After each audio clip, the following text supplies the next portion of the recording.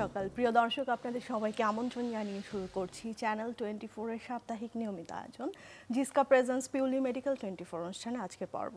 সাথে আছি ডাক্তার সিফাত রহমান। প্রিয় দর্শক, আপনারা সবাই জানেন যে কিডনি আমাদের শরীরের ভীষণ গুরুত্বপূর্ণ একটি অঙ্গ।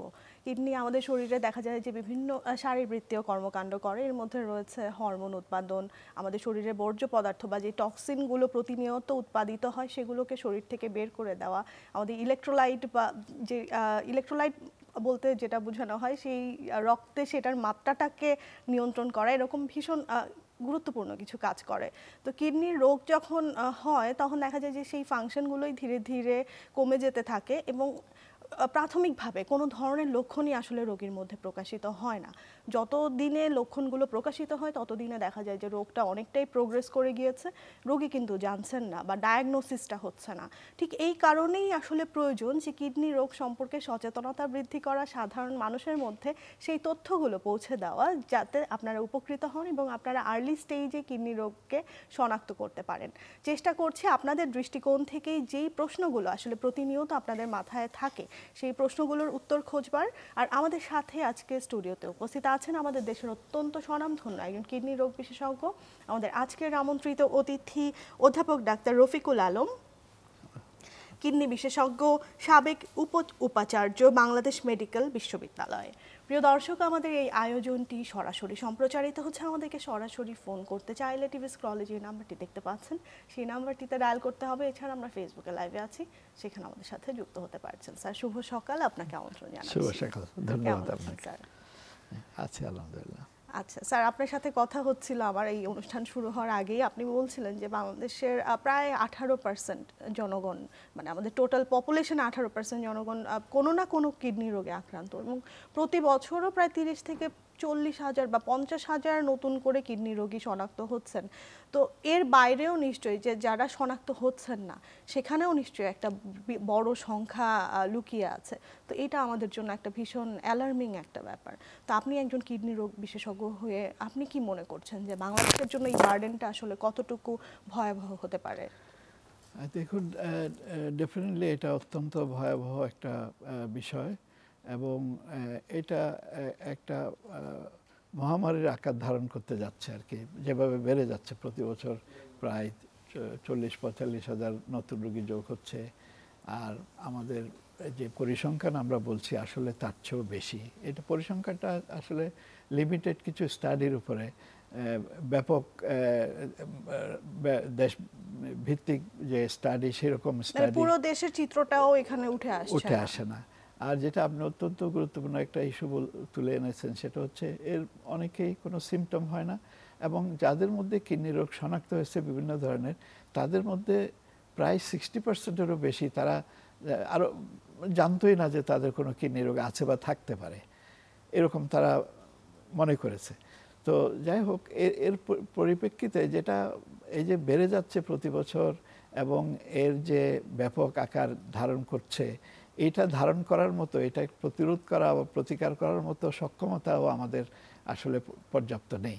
সেজন্য যেটা আপনি বলছিলেন যে আমাদেরকে মানুষকে সচেতন করে তুলতে হবে কিডনি রোগ, যাতে অ্যাওয়ারনেস কাজ করতে চাই এবং প্রিভেনশনে আমরা প্রিভেনশন করতে পারলে আমাদের জন্য অনেক সহজ হবে। দেখুন, প্রতি বছর ডায়াবেটিসের সংখ্যা বাড়ছে এবং ডায়াবেটিস রোগীর সংখ্যা যেহেতু বাড়ছে, ডায়াবেটিস হচ্ছে সারা বিশ্বে ক্রনিক কিডনি ডিজিজের এক নম্বর কারণ এটা। এবং যে কারণে ডায়াবেটিস বাড়লে কিডনি রোগ বাড়বে খুবই স্বাভাবিক। উচ্চ রক্তচাপ বাড়ছে এবং আমরা যে অনুন্নত দেশ থেকে স্বল্পোন্নত বা মধ্যম আয়ের দেশে যাচ্ছি, এর কিন্তু একটা হেলথ সেক্টরে যে পরিবর্তনটা এর মধ্যে হচ্ছে সেটা হচ্ছে সংক্রামক ব্যাধি থেকে আমরা নন-কমিউনিকেবল ডিজিজের দিকে চলে যাচ্ছি এবং সেখানে হাইপারটেনশন বাড়ছে। হাইপারটেনশন 2 নম্বর কারণ, নেফ্রাইটিস জনিত কিডনি রোগ 3 নম্বর কারণ। এই সব কারণগুলো কিন্তু বাড়ছে, যে কারণে কিডনি রোগীর সংখ্যা বাড়ছে এবং এই সংখ্যা বাড়ার ফলে বিশেষ করে ক্রনিক কিডনি ডিজিজের সংখ্যা যত বাড়ছে, এন্ড স্টেজ কিডনি ফেলিওরের সংখ্যা বাড়ছে এবং তাদের যে চিকিৎসা, তার জন্য যে ডায়ালাইসিস, কিডনি সংযোজন, এটা আমরা কেন, উন্নত দেশগুলির পক্ষেও সরকার বা এককভাবে কোনো গোষ্ঠী বা প্রতিষ্ঠানের পক্ষে এটা যে ইকোনমিক বার্ডেন, বিশাল একটা ইকোনমিক বার্ডেন পুরো পরিবারের উপরে চাপটা পড়ছে। আমাদের দেশে তো প্রায় রোগীরাই যে যারা বিশেষ করে ডায়ালাইসিস করে বা ট্রান্সপ্লান্ট করতে যায় তারা ভিটামাটি বিক্রি করে, তারা ধার কর্য করে, তারপরে সেটার উপর তাদের উপর সুদ আসে, মানে তারা একেবারে সর্বশান্ত হয়ে যায়। মানে একটা ছোট্ট পরিসংখ্যান স্যার যদি বলি যে আমাদের দেশের out of pocket expenditure overall মানে সেটা হচ্ছে যে প্রায় 64%, অর্থাৎ 100 টাকা যদি কেউ ব্যয় করেন 64 টাকা তার নিজের পকেট থেকে তাকে খরচ করতে হচ্ছে। আর সেখানে কিডনির রোগে আক্রান্ত হলে ডায়ালাইসিস সহ যে চিকিৎসার ভার সেটা আমাদের দেশের মানুষের জন্য একটা অবর্ণনীয় কষ্ট নিয়ে আসে। এবং সরকারের পক্ষেও কিন্তু এককভাবে সম্ভব না। এটা সম্মিলিত উদ্যোগ লাগবে এবং এটার জন্য সচেতন করে তুলতে হবে মানুষকে, যাতে আমরা প্রতিকার আগে করে ফেলতে পারি। আচ্ছা, আমরা একটু কিডনি রোগগুলো নিয়ে কথা বলবো, যে কমনলি কোন রোগগুলো আপনারা বেশি পাচ্ছেন?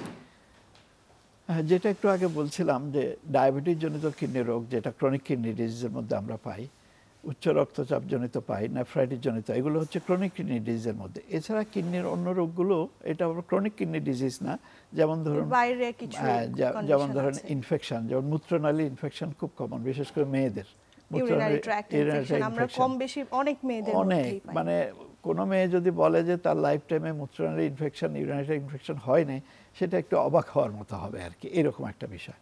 তারপরে কিডনিতে পাথর হয়, পাথরজনিত কিডনি রোগ।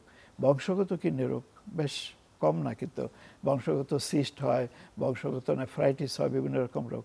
আরেকটা কিডনি রোগ আছে, সেটা বেশ উল্লেখযোগ্য, সেটা হচ্ছে বিভিন্ন ওষুধ সেবন, ওষুধের পার্শ্বপ্রতিক্রিয়া। যেমন আমাদের দেশে আপনারা জানেন যে আমরা ওভার দ্য কাউন্টার, যে ফার্মেসিতে গিয়ে যে কোনো ওষুধ কিনতে পারি, প্রেসক্রিপশন দেখানো লাগে না।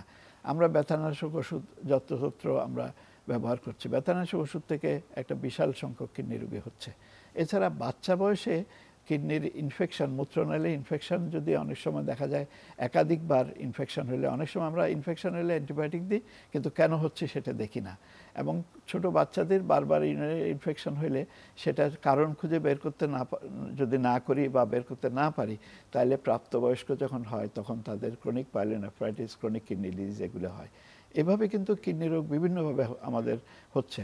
এবং কিছু কিছু রোগ আছে, যেমন সিস্টেমিক ডিজিজ আমরা বলি এফেক্টিং কিডনি, যেমন ধরেন কারো বাত রোগ আছে, সিস্টেমিক লুপাস ইরিথেমাটোসাস বলে একটা এসএলই একটা রোগ আছে, মেয়েদের বেশি হয়, এবং এ থেকে কিডনি আক্রান্ত হয়। রিউমাটয়েড আর্থ্রাইটিস এবং অন্যান্য বাত রোগ থেকে যেমন কিডনি হয়, বাত রোগের চিকিৎসার কারণেও কিডনি আক্রান্ত হয়।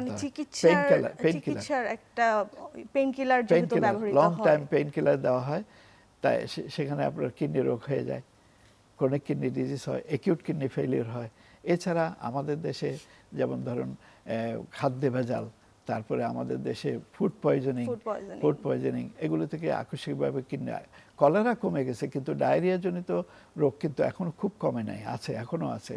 আমাদের খাবারের যেটা আমরা নিরাপদ খাদ্যের জন্য যে প্রচেষ্টা চলছে, কিন্তু সেটা কিন্তু এখনো আমরা অর্জন করতে পারি না। আমাদের খাবারে দেখা যাচ্ছে যে প্রচুর পরিমাণে অ্যাডাল্টারিভস এবং অনেক ধরনের ভেজাল এবং সেগুলোর একটা ইফেক্ট হিসেবে কিডনির উপর পড়ে, লিভারের উপর পড়ে। এই যে একটা স্যার ক্রমবর্ধমান বার্ডেনের কথা আপনি শুরুতেই বলছিলেন যে আমরা উন্নত হচ্ছি, আমরা উন্নয়নশীল দেশের কাতারে চলে এসেছি, মানে এর একটা বাই প্রোডাক্ট হিসেবে কিন্তু আমরা হেলথ সেক্টরে, যে আমাদের স্বাস্থ্যগত যে বিষয়গুলো, সেখানে দেখা যাচ্ছে যে হেলথের বার্ডেনগুলো বাড়ছে, ডিজিজ বার্ডেন বাড়ছে, এবং পাশাপাশি আমাদের ইকোনমিক বার্ডেন এটার সাথে খুবই ওতপ্রোতভাবে জড়িত।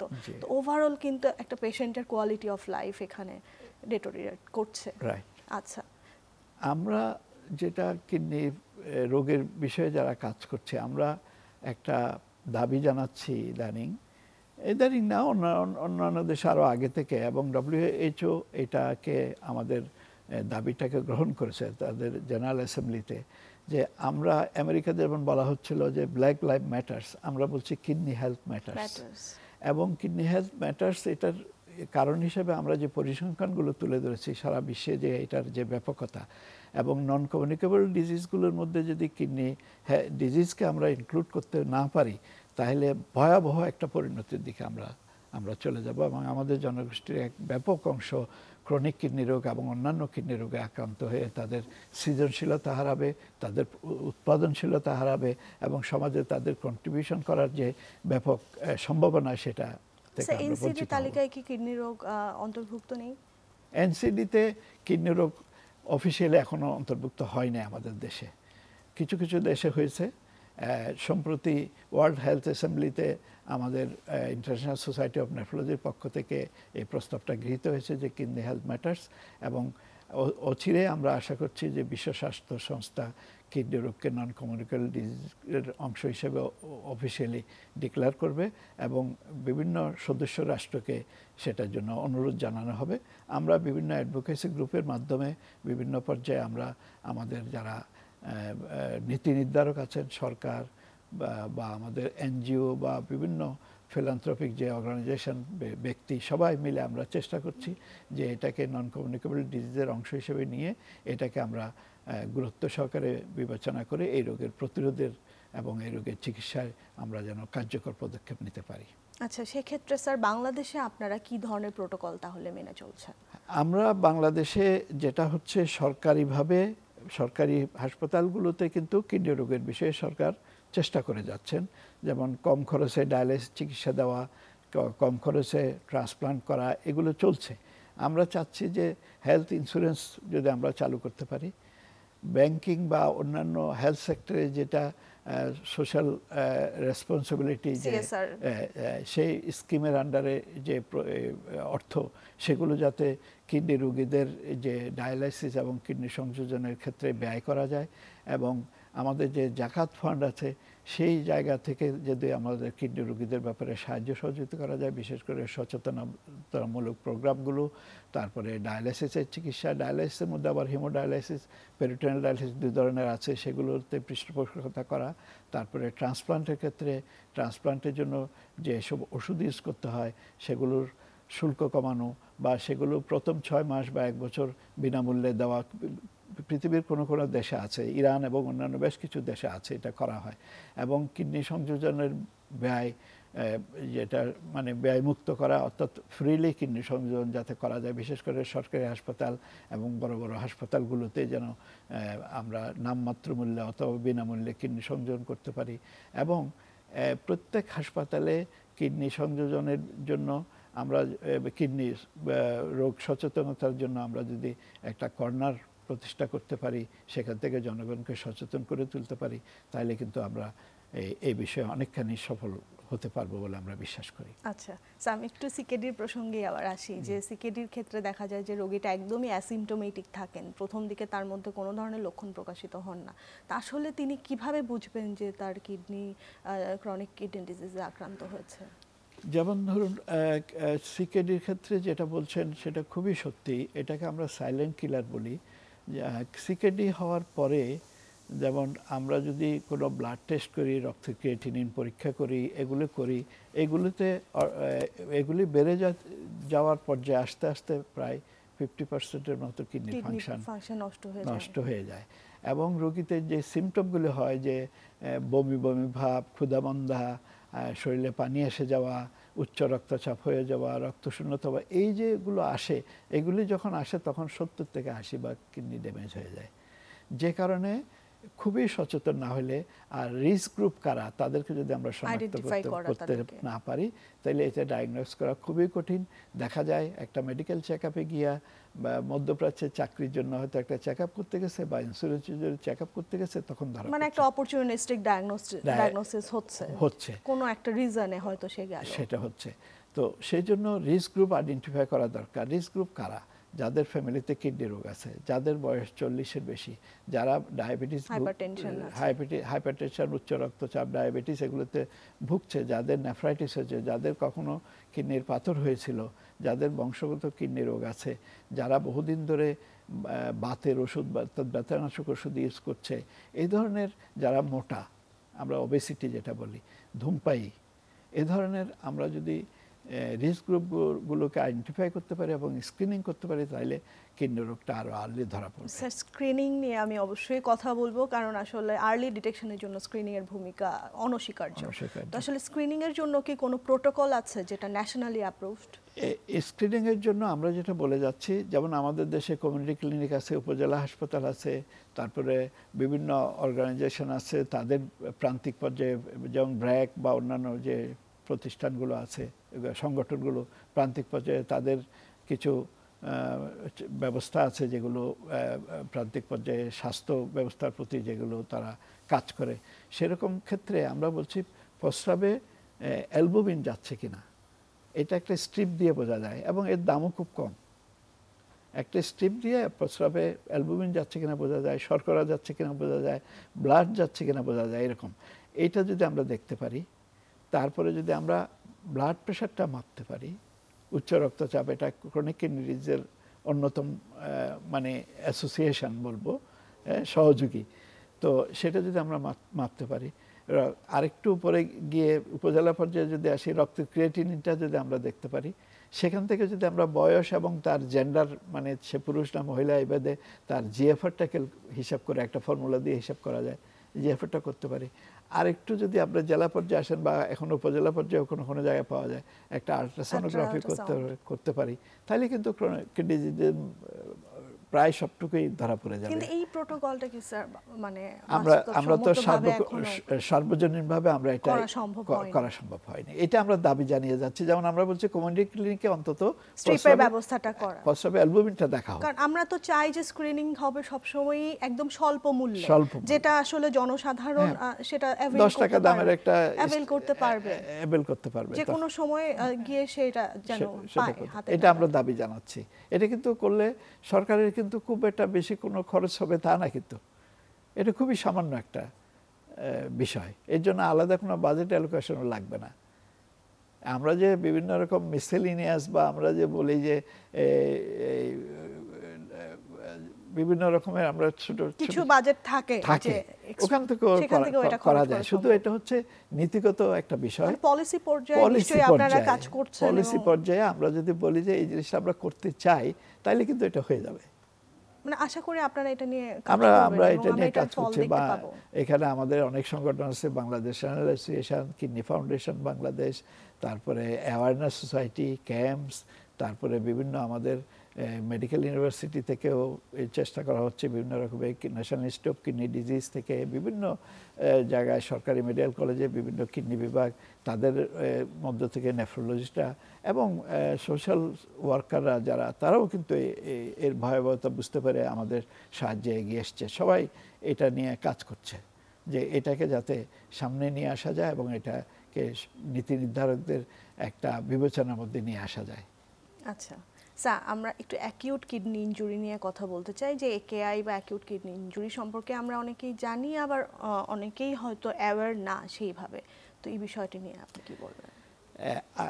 আপনি বলছেন যেটা, সেটা একসময় আমরা কিন্তু কিডনি ক্রনিক রেনাল ফেলিওর বা ক্রনিক অ্যাকিউট রেনাল ফেলিওর এভাবে বলতাম। আজকাল এই ফেলিওরের একটা ভয়াবহ যে ইমপ্লিকেশন ব্যক্তি পর্যায়ে, সামাজিক পর্যায়ে এবং চিকিৎসার পর্যায়ে তো বটে, এই ইমপ্লিকেশনের যে একটা ওয়েটেজ, সেটা থেকে রুগীকে, তার ফ্যামিলিকে রেহাই দেওয়ার জন্য, এবং পুরো বিষয়টা যে শুধু ফেলিউর দিয়ে এক্সপ্লেন করা যায় না, সেই কারণে এখন আমরা ক্রনিক কিডনি ডিজিজ বলছি, আবার এখানে অ্যাকিউট কিডনি ইনজুরি বলছি। অ্যাকিউট কিডনি ইনজুরি হচ্ছে যেমন ধরুন একজন মানুষ কিডনির দিক থেকে পুরোপুরি সুস্থ আছে, হঠাৎ দেখা গেল তার শরীরে পানি শূন্যতা হলো। কেন হলো? খুব বমি হয়েছে, ডিহাইড্রেশন, খুব ডায়রিয়া হলো, এরকম হয়ে গেল। রোড ট্রাফিক অ্যাক্সিডেন্টে রক্তপাত হলো। আমার মায়েদের প্রসবজনিত কারণে হঠাৎ আমরা পিপিএইচ হতে পারে, তারপরে প্রলং লেবার। এবং আমরা একটা ছোট্ট কল নিয়ে আবার আমাদের প্রসঙ্গে ফিরে আসছি। হ্যালো দর্শক, আসসালামু আলাইকুম। জি ওয়ালাইকুম সালাম, আমরা শুনতে পাচ্ছি আপনার প্রশ্নটি। দর্শক, আপনার টেলিভিশনের ভলিউম কমিয়ে আমাদেরকে প্রশ্নটি করতে হবে।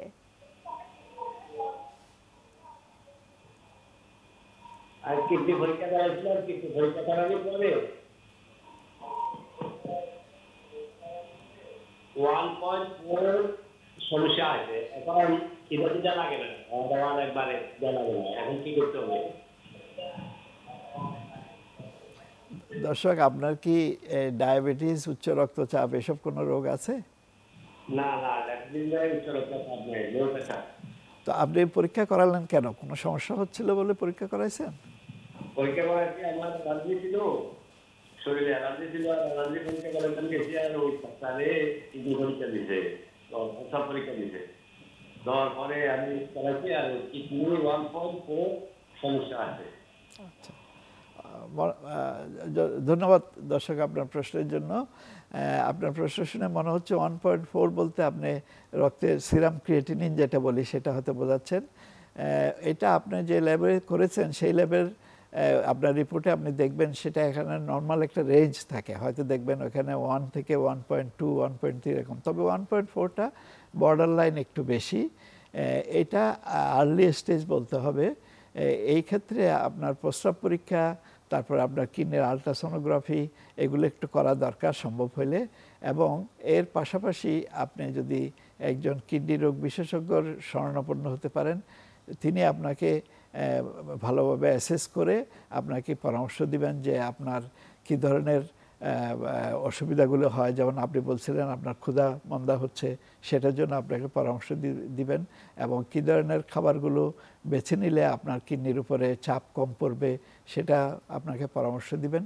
এবং আপনার আর কিছু পরীক্ষা যদি দরকার হয়, আপনার রক্তের ক্যালসিয়াম, রক্তের ইউরিক অ্যাসিড এবং আরও কিছু পরীক্ষা আছে যেটা কিডনি বিশেষজ্ঞের কাছে গেলে তারা আপনাকে করাবেন, করে আপনাকে পরামর্শ দিবেন। যেহেতু উচ্চ রক্তচাপ নেই, ডায়াবেটিস নেই, কাজে একদিক দিয়ে আপনি ভালো আছেন। এবং দেখতে হবে যে কিডনির 1.4টা কেন হলো, কোনো ব্যথানাশক ওষুধ খাওয়ার থেকে হলো, বা অতীতের কোনো নেফ্রাইটিস জনিত রোগ থেকে হলো কিনা, এই জিনিসগুলো বুঝে আপনাকে চিকিৎসা দিতে হবে। যদি কিডনি বিশেষজ্ঞর আপনার কাছে না পান, তাহলে অন্তত মেডিসিন বিশেষজ্ঞ কাউকে দেখালে তিনিও আপনাকে প্রাথমিক সাহায্য এবং চিকিৎসা দিতে পারবেন। আচ্ছা, আশা করি আপনার প্রশ্নের কিছু উত্তর আপনি পেয়েছেন। আচ্ছা, আমরা একটু ছোট্ট বিরতিতে যাব, বিরতির পর আমরা পরবর্তী অংশে ফিরে আসছি। প্রিয় দর্শক, ডিসকা প্রেজেন্স পিউলি মেডিকেল 24 অনুষ্ঠানের পর্যায়ে একটি ছোট্ট বিরতিতে যাচ্ছি, বিরতির পর ফিরে আসছি, আমাদের সাথেই থাকুন।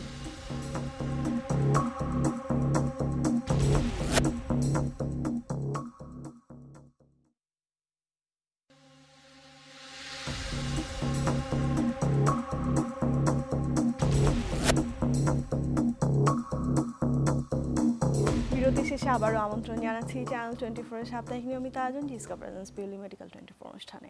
আজকের পর্বে আমরা কিডনি রোগ নিয়ে কথা বলছি। কিডনি রোগের কারণ, প্রতিকার এবং আসলে কি করণীয় সেই বিষয়গুলো নিয়ে কথা হচ্ছে। আর আমাদের সাথে আজকে স্টুডিওতে উপস্থিত আছেন আমাদের দেশে অত্যন্ত খ্যাতনামা একজন চিকিৎসক, আমাদের আজকের আমন্ত্রিত অতিথি অধ্যাপক ডাক্তার রফিকুল আলম, কিডনি বিশেষজ্ঞ, সাবেক উপ উপাচার্য, বাংলাদেশ মেডিকেল বিশ্ববিদ্যালয়।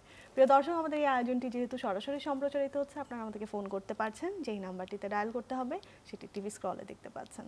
স্যার, বিরতিতে যাবার আগে আপনার সাথে অ্যাকিউট কিডনি ইনজুরি নিয়ে কথা হচ্ছিল এবং আপনি কিছু কারণ বলছিলেন যে যেই কারণে হয়। যে এর মধ্যে একটা বড় কারণ সময় আমরা পরিচিত রানা প্লাজার যে ট্র্যাজেডি, সে সময় কিন্তু প্রচুর অ্যাকিউট কিডনি ইনজুরি হয়েছিল। সেরকম ভূমিকম্প বা অন্যান্য ন্যাচারাল ডিজাস্টারগুলো, রোড ট্রাফিক অ্যাক্সিডেন্ট, এরকম বিভিন্ন কারণে অ্যাকিউট কিডনি ইনজুরি হয়। প্রাথমিকভাবে দেখা যায় বেশিরভাগ ক্ষেত্রে প্রস্রাবের পরিমাণ কমে যায় এবং রক্তের ক্রিয়েটিনিন বেড়ে যায়। আমরা সাধারণত আমাদের একটা হিসাব আছে, ওই জটিল হিসাবের মধ্যে আমি যেতে চাচ্ছি না। যেমন কারো ক্রিয়েটিনিন আগে নর্মাল ছিল, তার হয়তো 24 ঘন্টা বা 48 ঘন্টার মাথায় সেটা 30%-এর বেস লাইন থেকে বেড়ে গেল, বা তার 1.6 হয়ে গেল, 2 হয়ে গেল, এরকম বেড়ে গেল, প্রস্রাব কমে গেল। কারো কারো প্রস্রাব না কমেও অ্যাকিউট কিডনি ইনজুরি হতে পারে। তো তখন আমরা এটা সন্দেহ করি যে অ্যাকিউট কিডনি ইনজুরি হয়েছে কিনা, তখন আমরা কারণ খুঁজি।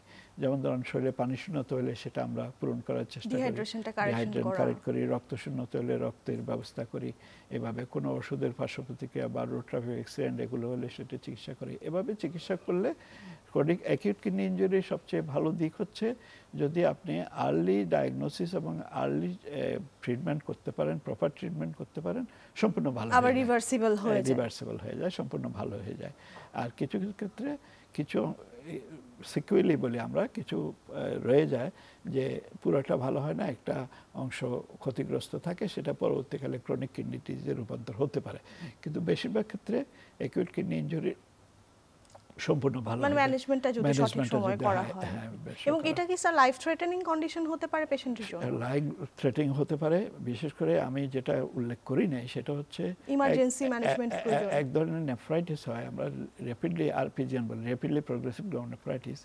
সেটা যদি সেটাকে মেডিকেল ইমার্জেন্সি বলা হয়, সেটা যদি ইমিডিয়েটলি আপনি ম্যানেজ করতে না পারেন, সিভিয়ার কিডনি ফেলিওর হয়ে এবং ডায়ালাইসিস লেগে যেতে পারে এবং রোগী মারা যেতে পারে। এবং এই যে র্যাপিডলি প্রোগ্রেসিভ গ্লোমেরুলাইটিস ভাস্কুলাইটিস থেকে হতে পারে, ইডিওপ্যাথিক বলে কোনো কারণ ছাড়া হতে পারে, অটোইমিউন যেগুলো, সেগুলো এত মারাত্মক হয় অনেক সময় চিকিৎসক বুঝে উঠতে রোগী মারা যেতে পারে। যে তাকে ডায়াগনোসিস করে আসতেই রোগী, তারপরে হয়তো তাকে ডায়ালাইসিস এমন সেন্টারে পাঠানোর প্রয়োজন পড়ে। এইসব করতে করতে অনেক সময় মানে এই যে প্রসিডিউর গুলো করার আগেই পেশেন্ট অনেক সময় মারা যায় এরকম। বাট কমনলি যেটা, সেটা তো স্যার আপনি বললেন যে ডিহাইড্রেশন, অ্যাকিউট ব্লাড লস আর রোড ট্রাফিক অ্যাক্সিডেন্টের পরে, তো সেগুলো অ্যাড্রেস করাটা জরুরি। বিশেষ করে যদি একটু রোগীদের জন্য বলি যে তারা যদি ডায়রিয়ায় বা তাদের যদি সিভিয়ার ভমিটিং হয়, অ্যাকিউটলি তাদের যদি ডিহাইড্রেশন হয়, সেক্ষেত্রে যেন তারা হেলাফেলা না করে আমাদের হাতের কাছে ওরসেলাইন অন্তত আছে, সেটা দিয়ে শুরু করুক। এরপরে তারা স্বাস্থ্যকর্মীর কাছে যাক, ডাক্তারের কাছে যাক বা হাসপাতালে যাক। রোগীদের জন্য টেক হোম মেসেজ হচ্ছে এটা। আচ্ছা স্যার, আপনি রেনাল স্টোন নিয়ে বলছিলেন যে কিডনিতে পাথর হওয়া, তো কিডনি পাথর আসলে কেন হয় বা হলে সেটা আপনারা কি করেন?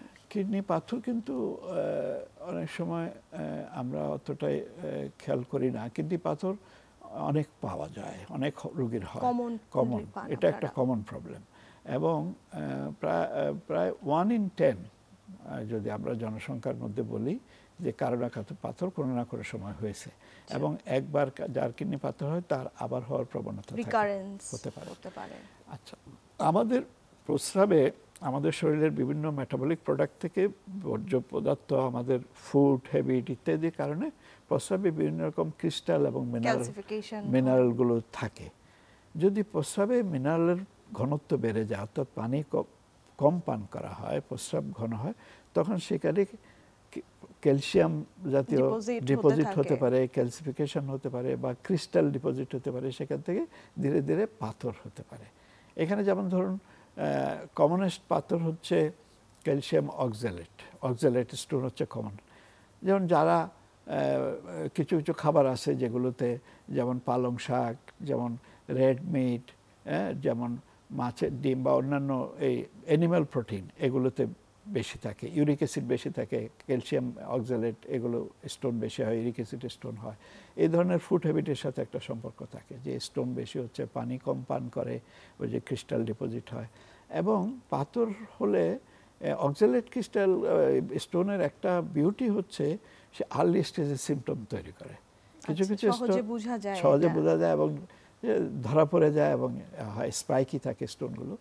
তো এটা যদি আমরা প্রপারলি ডায়াগনোস করতে পারি, পেশেন্টের অনেক সাফারিং কমে যায়। এবং এই পাথর অনেক সময় তীব্র ব্যথা, ফ্ল্যাঙ্ক পেইন বলে আমরা, মেরুদণ্ডের দুই পাশে, যেখানে পাঁজর একটু নিচে যেখানে কিডনি অবস্থান, সেখানে প্রচণ্ড ব্যথা হয়। এবং ছোট স্টোনগুলো যখন এক জায়গা থেকে আরেক জায়গায় মুভ করে তখন ব্যথাটা প্রচণ্ড কলিকি পেইন বলে, এবং ব্যথার সাথে ব্যথা তীব্র হয়, আবার একটু কমে, আবার বাড়ে, এবং ব্যথার সাথে অনেক সময় বমি হয়, বেশ বমি হয়। এবং এর সাথে যদি কোনো ইনফেকশন এসে যায় তখন কাঁপুনি দিয়া জ্বর আসে, ইনফেকশনের যে সাইনগুলো আমরা ক্যালকুলাস পাইলোনেফ্রাইটিস বলি অনেক সময় এটাকে। তো এগুলো হয়। তো প্রস্রাবের সাথে রক্ত যায় অনেক সময়, প্রস্রাবের সাথে আমরা সাধারণ ভাষায় পাসসেল বলি, অর্থাৎ ডেড ডব্লিউবিসি, এগুলো যেতে পারে। তো এরকম ক্ষেত্রে সাধারণত একটা আল্ট্রাসাউন্ড করলে বা প্রস্রাব পরীক্ষা করলে বা একটা প্লেন এক্সরে করলে আমরা ডায়াগনোস হয়ে যায়। ইউরিক অ্যাসিড স্টোন অনেক সময় এক্সরেতে ধরা পড়ে না, তাই আল্ট্রাসোনোগ্রাফি বা সিটি স্ক্যান অন্যান্য মাধ্যমে ওইটাকে রেডিওলুসিড স্টোন বলা হয়।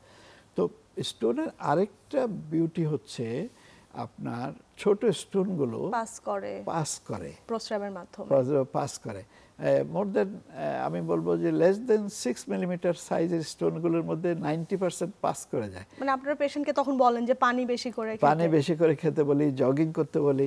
আবার অন্যান্য পেশার কিছু লোক, তাদের কিছু টোটকা ওষুধ দিয়ে বলে এটা খাও ভালো হয়ে যাবা, আসলে ওইটা খাওয়া হয়তো ভালো হয় নাই, পানি পান করে বা ইউরিনের মাধ্যমে সেটা বের হয়ে চলে যায় যদি সাইজে ছোট হয়। সাইজে ছোট হয়। 60% স্টোন যেগুলো 6 মিলিমিটারের বেশি আবার 1 সেন্টিমিটার কম, তারাও আবার নিজে থেকে পাস হয়ে যায়, 1 থেকে 3 সপ্তাহ 4 সপ্তাহের মধ্যে পাস হয়ে যায়। ব্লাডারে যদি একবার এসে যায় আরো দ্রুত সেটা প্রস্রাবের সাথে পাস হয়ে যায়। ব্লাডারে যদি একবার উপর থেকে নেমে চলে আসে, এবং স্টোন যদি ডিপেন্ডেন্ট পার্টে থাকে বা ড্রেনিং সিস্টেমে যেখান থেকে সে নামার সুযোগ আছে, সুবিধা আছে, সেই জায়গায় স্টোনগুলো থাকে, সেগুলো খুব সহজে পাস হয়ে যায়। তারপরেও কিছু কিছু স্টোন থাকে যেগুলোতে সার্জিক্যাল ইন্টারভেনশন লাগে। ESWL শকওয়েভ বলা হয়। আমাদের সার্জিক্যাল কলিগরা যারা ইউরোলজিস্ট, ওনারা অনেক সময় PCNL বা অনেক সময় ইউরোটোস্কোপি করে পাথর বের করার ব্যবস্থা করে। এরকম বিভিন্ন প্রক্রিয়া আছে। তবে আমরা যেটা বলি যে আমাদের খাদ্যাভ্যাস এর ব্যাপারে আমরা যদি সচেতন হই, অ্যানিম্যাল প্রোটিন যারা বেশি মানে এক্সেসিভলি যারা ইনটেক করে, এক্সেসিভ কথাটা এখানে নিয়ে আসছি কারণ অনেকে আবার দেখা যায় যে পরিমিত খাচ্ছেন আবার ওভার কনসার্ন হয়ে দেখা যাচ্ছে বাদ দিয়ে দিচ্ছেন, সেটা করার প্রয়োজন নেই। তা না, আমাদের ছেলেপেলেরা ফান করতে গিয়ে অনেক সময় জাঙ্ক ফুড এটা করতে গিয়ে অনেক অ্যানিম্যাল প্রোটিন অনেক বেশি খেয়ে ফেলে। সেটা আমার মনে করি যে সচেতন হওয়া উচিত। এবং এই যে কিছু খাবার যেগুলো বললাম যে সেগুলোতে স্টোন বেশি, যারা কনজিউম করে বেশি খায়, সেগুলোতে স্টোন হওয়ার একটু প্রবণতা থাকে। এবং কারো কারো পানি পান করা নিয়ে সমস্যা হয়, পানি কম খাওয়া হয় হয়তো, বিশেষ করে মহিলারা টয়লেটে, পাবলিক টয়লেট ফ্যাসিলিটিস স্যার আমাদের দেশে খুব অপ্রতুল। আপনি শুরুতে ইউটিআই এর কথা বলছিলেন, ইউটিআই এর কিন্তু স্যার একটা অন্যতম কারণ হচ্ছে যে পাবলিক ফ্যাসিলিটি। এইসব কারণে তারা খুব স্কেয়ার থাকে যে আমার বিশেষ করে দীর্ঘ পথ যখন জার্নি করে কলেজে যাচ্ছে, স্কুলে যাচ্ছে, হ্যাঁ, এবং অনেকগুলো অফিসেও আমি খুবই ব্যথিত হই যখন দেখি মেয়েদের জন্য ভালো কোনো টয়লেট ফ্যাসিলিটি নাই। এটা কিন্তু খুবই আমি মনে করি যে দুঃখজনক, দুর্ভাগ্যজনক।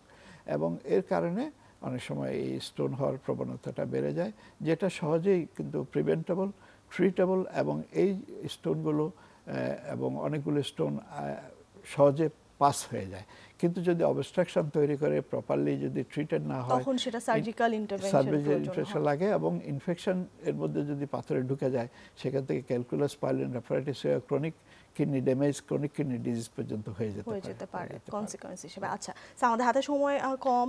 আপনি শুরুতেই বারবার ঔষধের কথা বলছিলেন, বিশেষ করে পেইন কিলার। আমাদের দেশে দেখা যায় যে পেইন কিলারের একটা যথেচ্ছ ব্যবহার, খুবই ইরেশনাল ইউজ আমরা দেখি। একটু ব্যথা হলেই তারা পার্শ্ববর্তী ফার্মেসিতে গিয়ে পেইন কিলার তারা নিয়ে নেন। পাশাপাশি আমরা আরেকটা যেটা দেখি যে সাধারণ মানুষ যেটা বলেন যে গ্যাস্ট্রিকের ঔষধ, তারা দেখা যাচ্ছে যে বিভিন্ন ধরনের গ্যাস্ট্রিকের ঔষধ তারা সেবন করেন। তো এটার কি আসলে কিডনিতে কোনো ধরনের ইম্প্যাক্ট হয় কিনা? দেখুন, আগে আমাদের ধারণা ছিল গ্যাস্ট্রিকের ওষুধে কিডনির কোনো ক্ষতি করে না। পরে দেখা গেল অমিপ্রাজল জাতীয় ওষুধ, যেটা অনেকে আমরা বছর বছর ধরে খাচ্ছি, এটাতে ইন্টেস্টাইনাল নেফ্রাইটিস হতে পারে এবং কিডনি ড্যামেজ হতে পারে। অমিপ্রাজল জাতীয় অ্যান্টাসিডের মধ্যে ক্যালসিয়াম কন্টেনিং অ্যান্টাসিডগুলো আপনার স্টোন ফরমেশনে কন্ট্রিবিউট করতে পারে।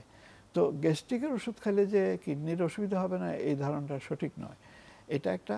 আর একটা হলো ব্যথানাশক ওষুধ যে আমরা ওভার দি কাউন্টার, যেটা আমি বারবার বলছি, এটার উপরে একটা রেগুলেশন থাকা দরকার। যে ব্যথার ওষুধ, প্যারাসিটামল জাতীয় ওষুধগুলো দীর্ঘদিন, আমরা বলি 3 বছর 3 গ্রাম 3 কেজি 3 বছর, একটা আমরা মনে রাখার জন্য বলি যে অনেক বছর ধরে হলে প্যারাসিটামল বা আপনার এই জাতীয় ওষুধগুলো, অ্যাসিটামিনোফেন, এই জাতীয় ওষুধগুলোও কিন্তু আমাদের হাতে সময় ক্ষতি করতে পারে।